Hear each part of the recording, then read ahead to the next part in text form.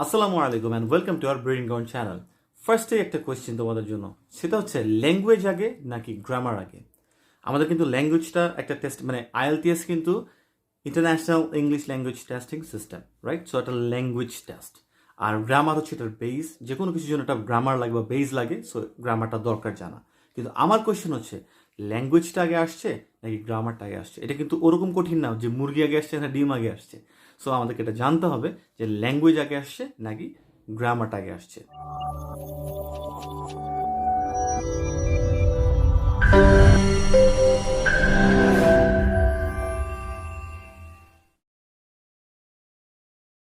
আচ্ছা, কিছু কিছু জায়গায় আমি বলি গ্রামারটা ল্যাঙ্গুয়েজকে পুরোপুরি কাভার করতে পারেনি, কারণ ল্যাঙ্গুয়েজটা আসলে বেসিকলি আগে আসছে। তোমরা যারা যারা, আমি জানি তোমরা কয়েকজন উত্তরটা ঠিকঠাক দিতে পারছো, তো তাদেরকে আমি বলে দিলাম ল্যাঙ্গুয়েজটি আগে আসছে। সো ল্যাঙ্গুয়েজটার জন্য, মানে বেসিক্যালি ল্যাঙ্গুয়েজটাকে এক্সপ্লেইন করার জন্য বিভিন্নভাবে গ্রামারের ফরম্যাট করা হলো, এটাকে এক একটা জায়গায় ডিফাইন করার জন্য, এক্সপ্লেইন করার জন্য লজিক্যালি, রাইট? কিন্তু সব জায়গায় গ্রামারটা কিন্তু ল্যাঙ্গুয়েজকে কাভার করতে পারেনি।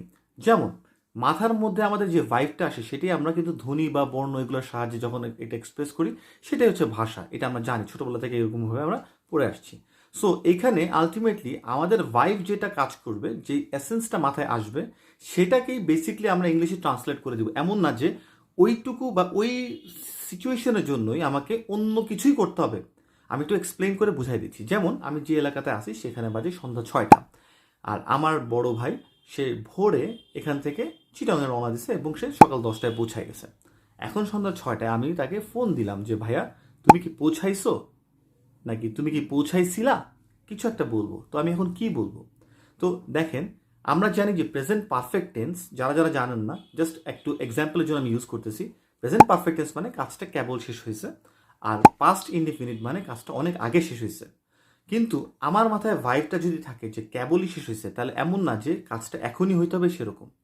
তো ভাই, আমার বড় ভাই যিনি চিটাগাঙে পৌঁছাইছেন, উনি কিন্তু ভোর 6টা থেকে রওনা দিয়ে তারপর 10টার সময়, সকাল 10টার সময় পৌঁছায় গেছে। কিন্তু আমি তাকে সন্ধ্যা 6টায় জিজ্ঞাসা করতেছি না যে এই তুমি কি সকাল ঠিক মতো পৌঁছাইছিলা। এটা যদি আমি জিজ্ঞাসা করি এটাও রাইট, আর আমি যদি জিজ্ঞাসা করি এই তুমি কি ঠিক মতো পৌঁছাইছো সকালে, তো আমার কোয়েশ্চেনটার মধ্যে কি বা ভাইবটা আসতেছে কি, যে কাজটা কেবল হয়েছে, তুমি কি পৌঁছাইছো, তুমি কি কাজটা করছো, বা তুমি কি গেছো, তুমি কি খাইছো, তুমি কি পৌঁছাইছিলা, তুমি কি গেছিলা, তুমি কি খাইছিলা, মানে অনেক আগে। তো আমার মাথায় এই ভাইবটা আসতেছে না, আমার মাথায় ভাইব আসছে জাস্ট তুমি কি কেবলটা কাজটা করছো, তাহলে এখানে প্রেজেন্ট পারফেক্ট টেন্স হতেই পারে। তার মানে ল্যাঙ্গুয়েজের জন্য বেসিকলি গ্রামারটা সেটার সাথে টেইলর করবে। আরেকটা উদাহরণ, ধরেন আমি মাস্টার্স করছি 3 মাস 4 মাস আগে, বা 5 মাস বা 6 মাস আগে শেষ, ফর এক্সাম্পল।